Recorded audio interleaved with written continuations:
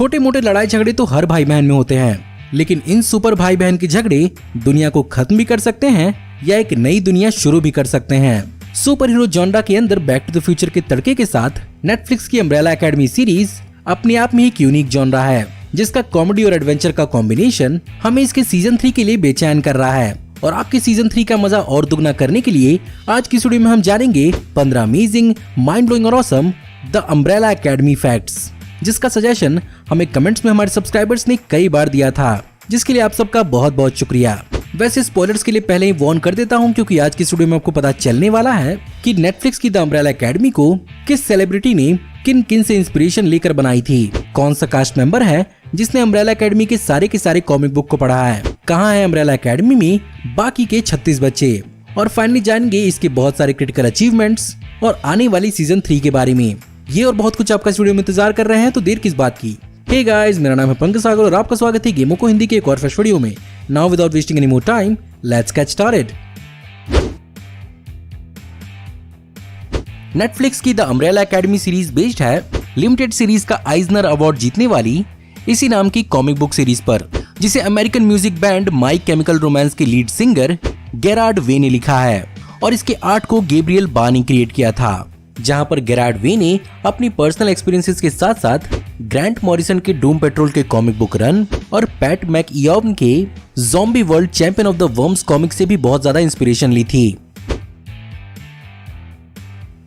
The Umbrella academy को series की format से पहले मूवी के रूप में बनाया जाने वाला था, जहां पर इसकी प्लानिंग यूनिवर्सल स्टूडियोज के अंदर 2015 से पहले हो रही थी, लेकिन ऑफ कोर्स मूवी शायद कैरेक्टर्स और उनकी डायनामिक्स को समझाने में उतना सक्सेसफुल नहीं हो पाती, जिसके कारण इसे टीवी शो के फॉर्मेट में इंट्रोड्यूस करने का प्लान किया गया। और 2015 में द अम्ब्रेला एकेडमी के टीवी शो के अनाउंसमेंट के बाद फाइनली 2017 में नेटफ्लिक्स ने इस पर काम करने के लिए इसके टीवी शो के राइट्स को एक्वायर किया। अब जैसा कि मैंने आपको बताया कि गेरार्ड वे अपनी कॉमिक बुक को लिखने के लिए बहुत सारी दूसरी कॉमिक बुक से भी इंस्पायर्ड हुए थे, लेकिन स्पेसिफिकली उन्होंने सातों के सातों बच्चों के बीच के आपस के रिलेशनशिप और केमिस्ट्री को माई केमिकल रोमांस के अपने ही बैंड मेंबर्स पर मॉडल किया है, जहां पर एक वक्त था जब उनका और उनके बैंड मेंबर्स का रिश्ता बहुत ही मुश्किल में था और लगभग उनके बैंड मेंबर्स अलग अलग होने ही वाले थे, लेकिन फाइनली सब कुछ ठीक हो गया। और इसका फायदा यही हुआ कि उन्होंने अपने इस एक्सपीरियंस को कागज के ऊपर उतारा, जिसकी वजह से एक कॉमिक बुक को लिखा गया और हमें ये शो देखने को मिला। 5 का रोल निभाने वाले एडन गैलेगर 15 साल की उम्र में कास्ट किए जाने वाले इस सीरीज के सबसे छोटे कास्ट मेंबर हैं, और यही इकलौते कास्ट मेंबर हैं जिन्होंने द अम्ब्रेला एकेडमी के सारी कॉमिक बुक्स को पढ़ा है, जिसकी वजह से उन्हें 5 के मैनरिज्म, बिहेवियर्स और पोस्चर्स का इंस्पिरेशन मिला। एंड ऑफ कोर्स 60 साल की उम्र का इंसान छोटे बच्चे में कैसे कैद हो सकता है, उन्होंने इसे हमें बहुत अच्छे तरीके से दिखाया। अब भले ही 5 60 साल के ऊपर का हो, लेकिन एडन गैलेगर सिर्फ और सिर्फ 15 साल के हैं, जिसके कारण उनके सारे के सारे ब्रूटल सीन्स और स्टंट्स को अमेरिकन लेबर लॉज के चलते उनके एक बॉडी डबल ने किया है। सीरीज के अंदर हमने चाचा को उसकी ब्रूटैलिटी और कोल्ड हार्टनेस की वजह से बहुत ज्यादा नफरत की है, लेकिन ये करने वाले हम अकेले नहीं थे, क्योंकि इस कैरेक्टर को प्ले करने वाली खुद मैरी जे ब्लिज भी इससे बहुत ज्यादा नफरत करती हैं। वैसे इस सीरीज के अंदर ज्यादातर स्टंट्स को उन्होंने खुद ही प्ले किया है, और वो हर रोज इसके लिए मार्शल आर्ट की ट्रेनिंग लिया करती थीं। साथ ही साथ चाचा के कैरेक्टर से तो वो नफरत करती ही थीं, उन्हें उसके मास्क से भी दिक्कत थी, जिसे वो सीरीज के अंदर बिल्कुल भी पहनना नहीं चाहती थीं। जैसा कि इनिशियली इस सीरीज को मॉडर्न वर्ल्ड के अंदर दिखाया गया था, थ्रू आउट द सीरीज इस सीरीज के अंदर किसी को भी मॉडर्न टेक्नोलॉजी का इस्तेमाल करते हुए नहीं दिखाया गया है। यहाँ तक कि कॉम्प्लेक्स टाइम कीपिंग ऑपरेटिव्स भी 50s और 60s के जमाने के टेक्नोलॉजी को इस्तेमाल करते हैं, मे बी उनकी रीयूजेबिलिटी और रिलायबिलिटी के चलते। खैर इस सीरीज के कास्ट मेंबर्स का भी यही मानना है कि इस सीरीज के अंदर मॉडर्न टेक्नोलॉजी एग्जिस्ट ही नहीं करती। Well obviously time travel shenanigans के बीच में टेक्नोलॉजी पर इतना भी हमारा फोकस नहीं गया। वेल फिर भी शो के क्रिएटर्स का इस सीरीज के अंदर कम टेक्नोलॉजी को इस्तेमाल करने का डिसीजन बहुत ही ज्यादा क्लेवर था। सीरीज के अंदर बच्चों का केयर टेकर और सर रेजिडेंट हार्ग्रीव के राइट हैंड पोगो को डिजाइन और क्रिएट करने का जिम्मा planet of the apps movies की स्पेशल इफेक्ट आर्टिस्ट्स को दिया गया था, जहां पर इस कैरेक्टर को एडम गॉडली ने आवाज दी है, वहीं पर इसे मोशन कैप्चर केन हॉल ने दिया है, जो हमें सीजन 2 के अंदर एक और टाइम ट्रेवल ऑपरेटिव के रूप में दिखे थे। एलन पेज, जिन्हें अब ऑफिशियली एलियट पेज के नाम से जाना जा रहा है, वानिया का रोल प्ले करने के लिए उन्होंने बहुत ही बेसिक लेवल पर वायलिन प्ले करना सीखा था। लेकिन वायलिन को सीखना और उसे प्रोफेशनली बजाना दोनों में बहुत अंतर होता है। यही कारण है कि थ्रू आउट द सीरीज कई जगहों पर वायलिन बजाने के लिए प्रोफेशनलिस्ट को हायर किया गया था। जहां पर पहले एपिसोड की ओपरा मेडले में यूट्यूबर वायलिनिस्ट लिंसी स्टर्लिंग ने उनकी जगह पर वायलिन बजाया है। वहीं पर ज्यादातर जगहों पर 16 साल की वायलिनिस्ट इमोजेन ने भी उनकी जगह पर वायलिन प्लेइंग डबल का भी काम किया है। सीजन 1 के खत्म होने के बाद इस सीरीज के सेट से कास्ट और क्रू को एक भी चीज ले जाने की मनाही की गई थी। लेकिन जब सीजन 1 खत्म हुआ तो उन्हें सुवेनियर के रूप में एक अम्ब्रेलास दिए गए, जो ऑफ कोर्स इस सीरीज का एक बहुत बड़ा नॉड है। सीजन 2 के अंदर हमें वानिया जिस कॉर्नफील्ड्स के अंदर छुपती और भागती हुई दिखती है, उस फील्ड को बेसिकली शो के लिए ही क्रॉप किया गया था, जहां पर कनेडियन फार्मर क्रिस बकहोल्डर ने इसके 34 स्टॉक्स की खेती को शूटिंग से 1 महीने पहले किया गया था, ताकि ये तब तक हाइट में 12 फीट लंबे हो जाएं। इस सीरीज के दोनों सीजन्स को कनाडा में ही शूट किया गया है, और जैसा कि कनाडा का मौसम बहुत ही ज्यादा अनसर्टेन होता है, इसी कारण क्लाइमेक्स की शूटिंग के दौरान कनाडा में अचानक से बर्फबारी गिरने लगी, जिसे राइटर्स को शो में जल्दबाजी में लिखना पड़ा। वैसे इस जगह पर एक्टर्स को काम करने में बहुत ज्यादा दिक्कत हुई थी, जहां पर लूथर का रोल निभाने वाले टॉम हॉपर और एलिसन का रोल निभाने वाली एमी रेवर लैम्पेन को बर्फ में फिसलने की वजह से इंजरी का सामना करना पड़ा। हो सकता है कि बिल्कुल हमारी तरह आप में से बहुत सारे लोगों को भी अंत के स्पैरो एकेडमी वाले ट्विस्ट को देखकर बहुत ज्यादा शॉक लगा होगा, लेकिन जिन्होंने इस शो को बहुत ही ध्यान से देखा होगा, उन्हें थोड़ा कम शॉक लगा होगा, क्योंकि इस शो के क्रिएटर्स ने सीजन 2 के अंदर अलग अलग सीन्स और अलग अलग जगहों पर 43 स्पैरोज के लोगोस छुपाए थे, जो बेसिकली 43 स्पेशल बच्चों का एक नोट भी था, साथ ही साथ आने वाले ट्विस्ट का एक हिंट भी। अब मुझे आपका तो पता नहीं, लेकिन मेरे लिए इतना ही बहाना काफी है सीजन 2 को एक बार फिर से गौर से देखने का।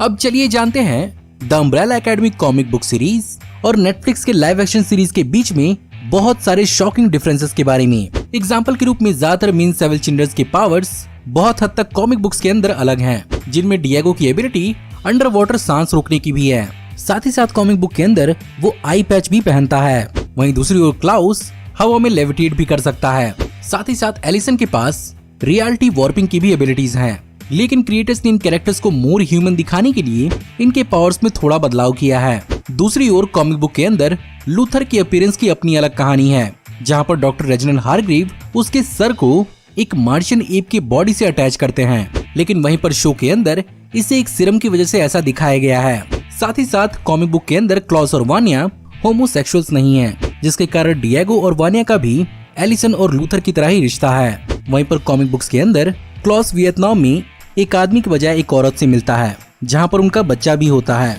वहीं पर दूसरी ओर फाइफ और लूथर एक्चुअली सगे जुड़वा भाई हैं, जिसे अभी तक सीरीज के अंदर कंफर्म नहीं किया गया है। अब सवाल ये उठता है कि जहां पर एक ही दिन में 43 बच्चों ने दुनिया भर में एक साथ जन्म लिया, सर रेजिनाल्ड हारग्रीव्स ने उनमें से सिर्फ और सिर्फ 7 बच्चों को ही अडॉप्ट किया। वहीं पर हमें सीजन 2 में लीला के रूप में एक और मिरेकुलस चाइल्ड देखने को मिली, लेकिन बचे हुए और बाकी 35 बच्चे कहाँ हैं? वेल, शो के क्रिएटर्स ने इस थ्योरी पर एक हिंट दिया है, जहां पर उनके हिसाब से वो और भी बच्चों को एक्सप्लोर तो करेंगे, लेकिन ओरिजिनली 43 बच्चों में से बहुत सारे बच्चे अपने बर्थ के दौरान ही डेड हो गए होंगे, क्योंकि दुनिया भर में हर प्रकार और हर क्लास की औरतें एक साथ प्रेग्नेंट हुई थीं, जिसके कारण ऐसा भी हो सकता है कि कुछ औरतें इस चीज के लिए तैयार भी ना हों और अलग अलग सिचुएशंस में होने के कारण उनकी और बच्चों की मौत हो गई हो। वहीं पर कुछ ऐसे ही बच्चे होंगे जिनका प्रॉपर रजिस्ट्रेशन नहीं हुआ होगा, जिसके कारण सर रेजिनाल्ड हारग्रीव को उनके बारे में ज्यादा पता नहीं चल पाया। यही कारण है कि लेला इतने समय से उनकी नजरों से बची रही। और वहीं पर कुछ ऐसे ही बच्चे होंगे जिनकी माओ ने अपने बच्चों को सर रेजिनाल्ड हारग्रीव को नहीं दिया होगा। वहीं दूसरी ओर हमें सीजन 2 के अंदर और भी ज्यादा बच्चे देखने को मिले, जो ये बात समझाती है कि ओरिजिनल 7 के अलावा भी कई और भी बच्चे थे जिन्हें सर रेजिनाल्ड हारग्रीव अपने एकेडमी में नहीं ले पाए। अब चलिए बात करते हैं इस सीरीज के क्रिटिकल रिसेप्शन के बारे में, और ऑडियंस से बड़ा क्रिटिक और कौन हो सकता है। जहां पर नेटफ्लिक्स के हिसाब से इस सीरीज के सीजन 1 को 45 मिलियन व्यूवर्स ने इसके पहले महीने में देखा और ये 2019 की तीसरी सबसे ज्यादा पॉपुलर टीवी शो बनी। वहीं पर 2020 में इसके सेकंड सीजन को 43 मिलियन व्यूवर्स ने देखा, लेकिन ये क्वीन गैम्बिट और रैचेट के पीछे रह गई और ये 2020 की छठवीं सबसे ज्यादा देखे जाने वाली नेटफ्लिक्स सीरीज बनी। अगर बात करें रॉटेन टोमेटोज की, तो यहाँ पर इसके सीजन 1 को 75% की रेटिंग मिली थी, जहाँ पर इनिशियली बहुत सारे लोगों ने इसे डूम पेट्रोल और एक्समैन मूवी सीरीज से भी बहुत ज्यादा कंपेयर किया था और जनरली हर जगह से इसे पॉजिटिव रिव्यू ही मिले थे। लेकिन वहीं पर दूसरों से अलग इसकी सीजन 2 और भी ज्यादा बेहतरीन साबित हुई, जहाँ पर इस बार रॉटेन टोमेटोज ने इसे 90% की रेटिंग दी और क्रिटिक्स ने इसे पिछले सीजन से भी ज्यादा बेहतरीन माना। वहीं पर अगर अवार्ड्स की बात करें तो न्यूमरस अवार्ड्स में नॉमिनेट होने के बावजूद भी इसे आर्ट्स डायरेक्टर गिल्ड्स अवार्ड्स का 1 hour contemporary single camera series का अवार्ड दिया गया,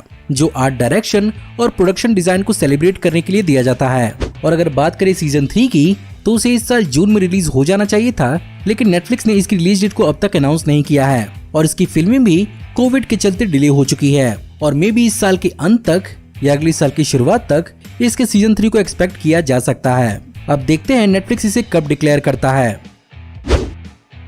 तो गाइज, ये थे 15 अमेजिंग माइंड ब्लोइंग और awesome the Umbrella Academy series facts. ये सीरीज मेरे हिसाब से सुपर हीरो कम बल्कि कॉमेडी और एडवेंचर के जॉनरा में ज्यादा आती है। इसके अलावा मेरे हिसाब से ये एक बहुत ही अंडररेटेड टीवी शो है, जिसे हर किसी को एक बार ट्राई जरूर करना चाहिए। वैसे मैं उम्मीद करता हूँ कि इसकी सीजन 3 को जल्दी ही रिलीज किया जाए। एनीवे, अगर आपको आज की वीडियो पसंद आई हो तो इस वीडियो को लाइक जरूर करिएगा। साथ ही साथ मुझे कमेंट में जरूर बताइएगा कि आपको इस वीडियो में बताए हुए कौन कौन से फैक्ट जानकर बहुत ज्यादा हैरानी हुई और आप इस सीरीज के बारे में और कौन कौन से फैक्ट जानते हैं। इसके अलावा अगर आप हमारी आने वाली ऐसी औसम वीडियोस को देखते रहना चाहते हैं तो हमारे चैनल को सब्सक्राइब करिए, बेल वाले आइकन को दबाइए और हमारी वीडियोस को बिना मिस किए हुए एंजॉय करते रहिए। और अगर आप चाहें तो इस वीडियो के लिंक को अपने दोस्तों ग्रुप्स के बीच में जितना हो सके उतना शेयर करें। Thank you for watching, see you in the next video. Till then take care, good bye.